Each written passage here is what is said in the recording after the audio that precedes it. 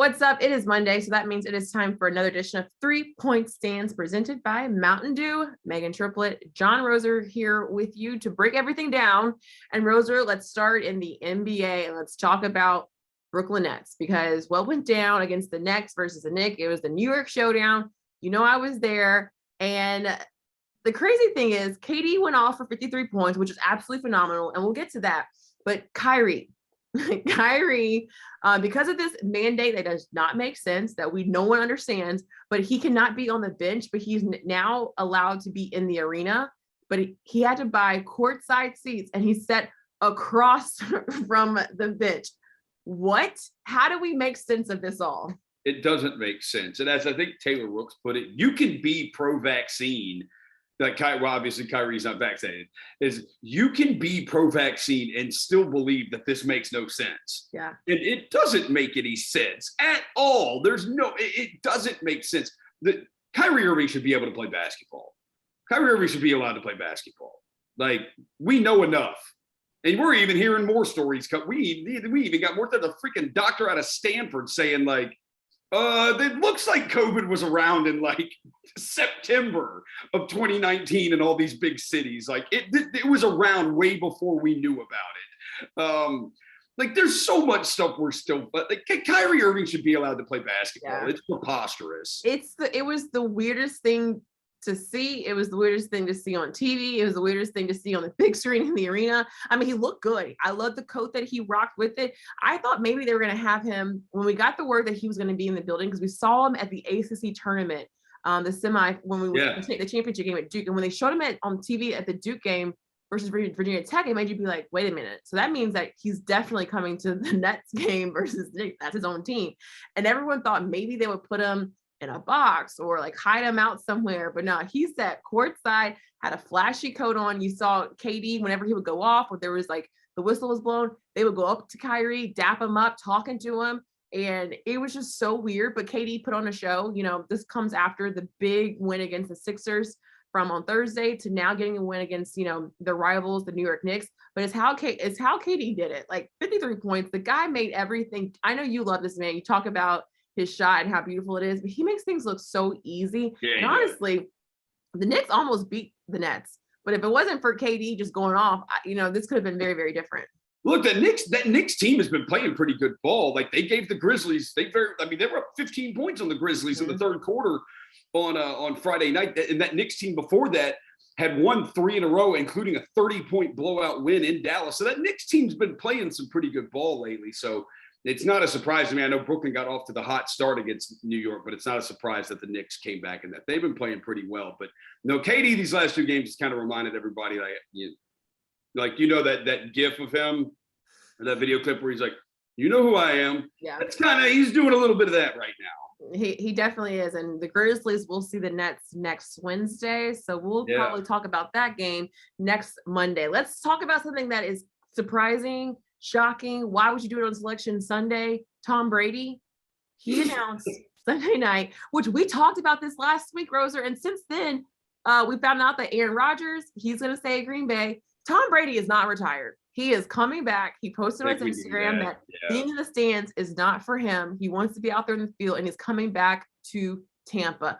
I thought this was a crazy rumor, but here we are again talking about Tom Brady playing for his 23rd season. Tom Brady gave I think Philip Dean had the tweet of, you know, everybody's like, yeah, March Madness hoops coming up. NBA playoff push coming up. Whole bunch of other exciting things going on in sports. And then he put NFL and the video clip of Mike Tomlin going, we do not care. And the NFL does not care that these other sports are going on. The NFL is king, and Tom Brady decided he was Rick James on your couch, on the college basketball's couch, and said, I do not care about Selection Sunday. And Tom Brady took all the doors away. Look, I said I was delusional and still said he's going to be the 49ers quarterback. I'm still going to say he's going to be the 49ers quarterback somehow.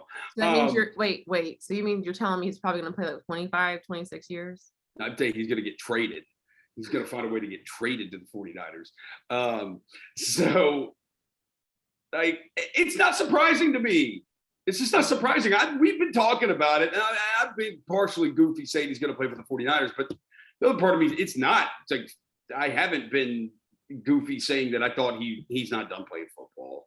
He's not done playing football. I just started to like him, Roser. You know how I feel about Tom Brady. It's nothing to do with him personally. I think he's an amazing quarterback, but it's what he's done to my team. Like I just can't fathom it. And you know, Aaron Rodgers is sitting there thinking like, yes, I just got paid, but I got to get through. If he stays at Tampa, like I got to get through him some type of way, some way. If your dream comes true and you play for the 49ers and still it's into that Tom Brady is back.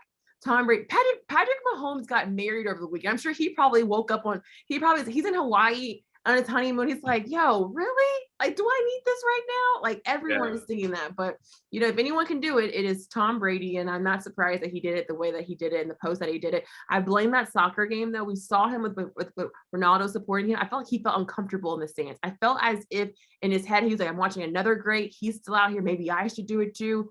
And that probably just swayed him like, post it. Giselle, I'm going back. I can't be with the kids. This is enough. And here we are. There's something to that. I mean, you have to be able to scratch that competitive itch. Yeah. You have to find a way to do it. That's the biggest thing that retired athletes always talk about, because the competitiveness in you is still there. You have to find a way to do it, whether it's in business, whether it's, some way. Like I remember we had Kevin Garnett. Congratulations to Kevin Garnett yesterday getting his number retired in Boston. But I remember when we had him in studio and we asked him about it, because there's nobody more competitive than Kevin Garnett. And he said his competitiveness was when he goes to Lifetime Fitness, and it's with the 110-pound dumbbells, 120-pound dumbbells. That's his competition. Can I get these up? You know, so you have to find a way as an athlete when you retire to scratch that competitive. Some don't, but most do. He just didn't look that long. I just I felt as if like, did you give it a shot? Did you like? I did this during COVID, during all the lockdowns. I ain't doing this. Did you try?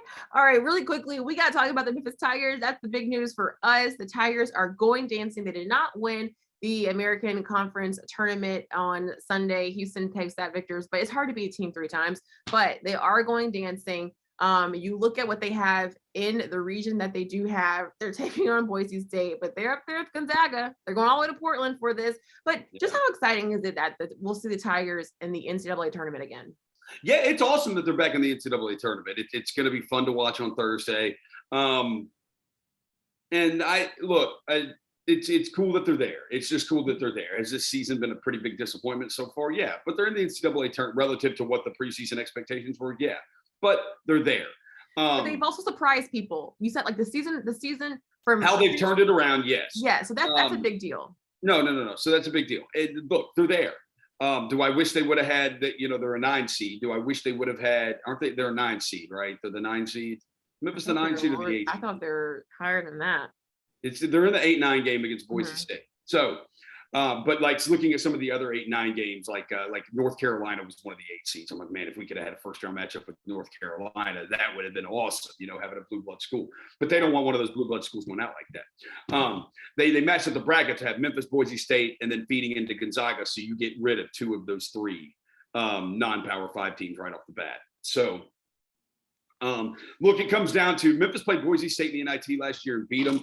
And it comes down to, does Boise State play half-court basketball, and how good are they at it? And it turns out they do play half-court basketball, and they're very good at it. So that's going to be Memphis's issue. There you go. Like, can Memphis speed them up? Now, Memphis beat them in the NIT last year, so yeah. But it was a hard-fought game, so it seems like, yeah, they can. Like, they can beat Boise. They beat them in the NIT last year. Roster's a little bit different, but you've got a lot of the same guys. So beat Boise and take your shot at Gonzaga.